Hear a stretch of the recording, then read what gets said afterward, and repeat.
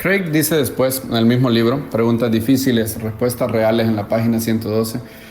Por tanto, hemos visto cuán inciertos y tenues son estos juicios de probabilidad de nuestra parte.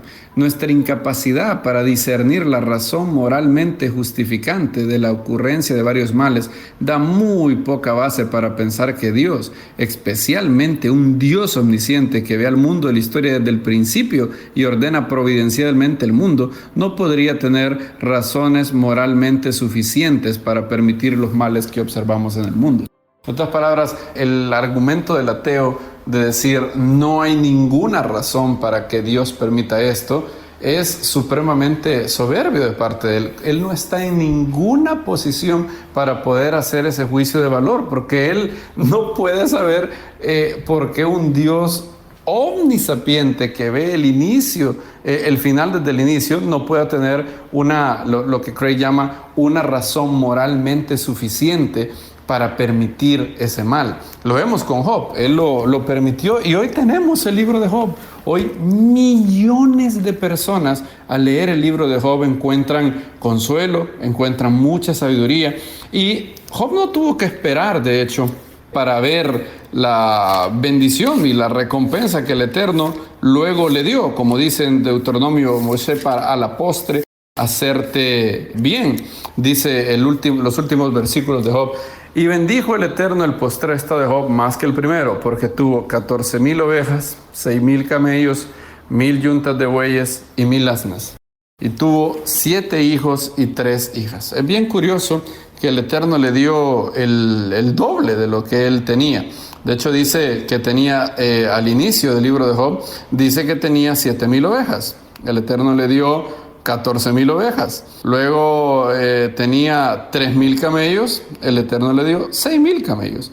Tenía 500 asnas y el Eterno le dio 1,000 yuntas de bueyes. 1,000 asnas y tenía 500 yuntas de bueyes. Es decir, todo se duplicó. Y una vez escuché al gran Adrian Rogers y él decía: Dios le duplicó todo. Todo le duplicó. Lo que tenía 7,000 le dio 14,000. Lo que tenía 3,000, 6,000. Lo que tenía 500 le dio 1,000. Lo único que no le duplicó fueron sus hijos. Job tenía al inicio 7 hijos y 3 hijas. Pero al final, en Job 42:13, no se dice que Dios le dio 14 hijos y 6 hijas. Y él decía: ¿por qué es que no le dio el doble de hijos? Y él dice: porque él no perdió a los hijos originales. Él nunca los perdió. En el mundo venidero, Job estará con sus hijos originales también. Y entonces el Eterno le dio 7 hijos y 3 hijas, porque los otros 10 hijos que tenía, los originales, él no los perdió. Él fue recompensado con el doble. Y estamos considerando únicamente el impacto en la vida temporal de Job.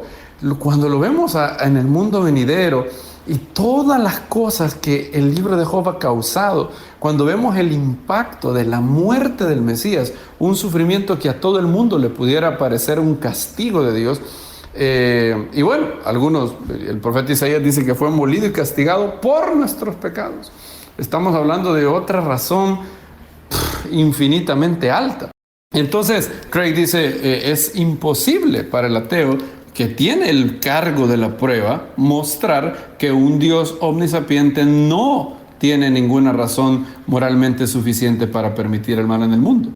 Ahora, él dice, y obviamente, y lo he repetido hasta ya creo que 3 veces por el peligro que esto engendra, de personas que pueden consolarse con esto y decir, bueno, no, todo lo que me viene, yo soy justo, en realidad todo es por el plan de Dios.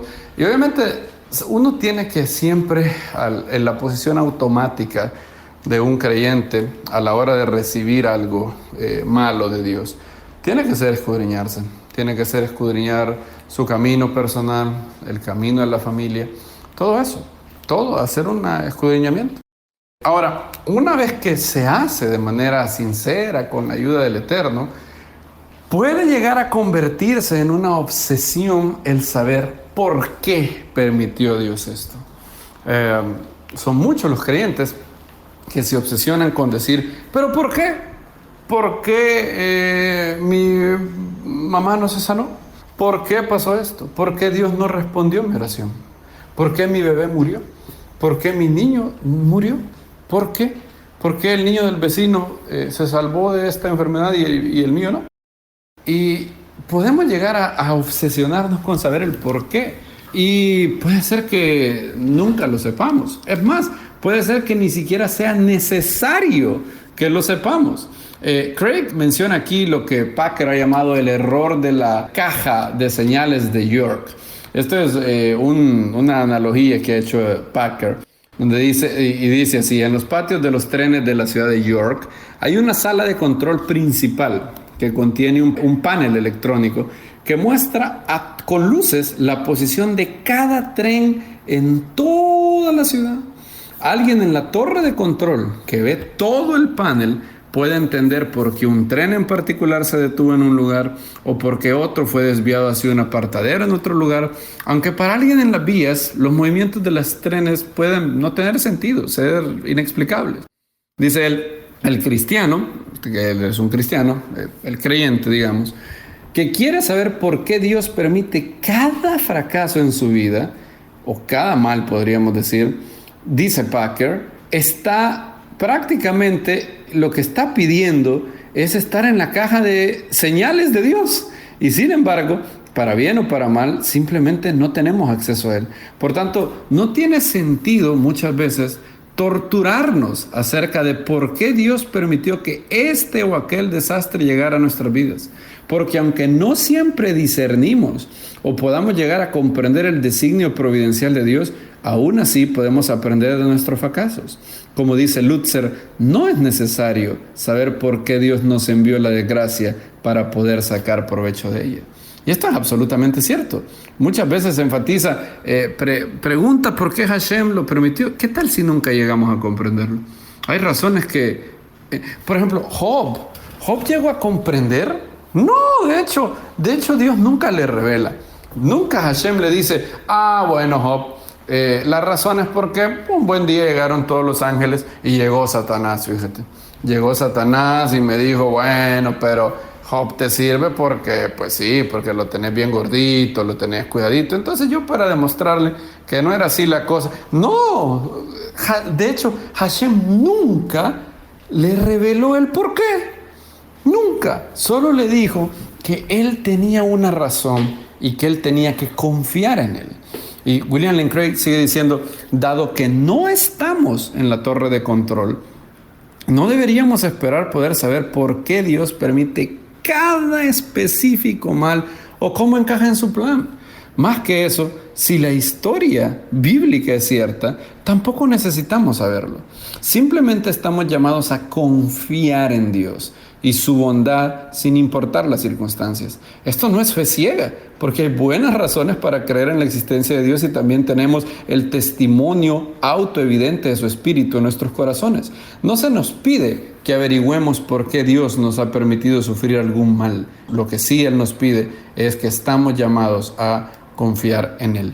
Y yo creo que, si bien es cierto, y todo esto tiene que mantenerse en balance, sí es bueno hacer escudriñamiento de nuestros caminos, como dice el profeta Ageo, meditar qué ha pasado, si encontramos algo, y el Espíritu Santo da convicción de pecado cuando lo hacemos.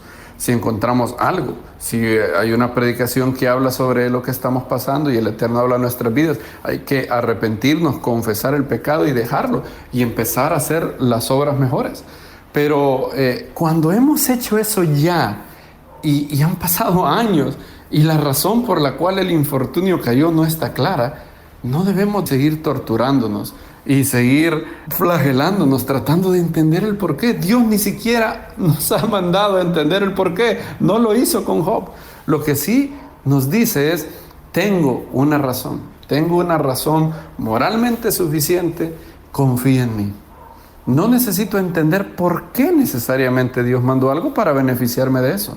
Puedo perfectamente no llegar a entender en esta vida qué es lo que ha pasado, pero aún así poder confiar en Dios mantenerme en la noche oscura del alma y luego salir victorioso, salir emergente confiando en Él. Porque si esa prueba, esta pequeña tribulación, Pablo dice, produce en nosotros un mayor y enorme peso de gloria.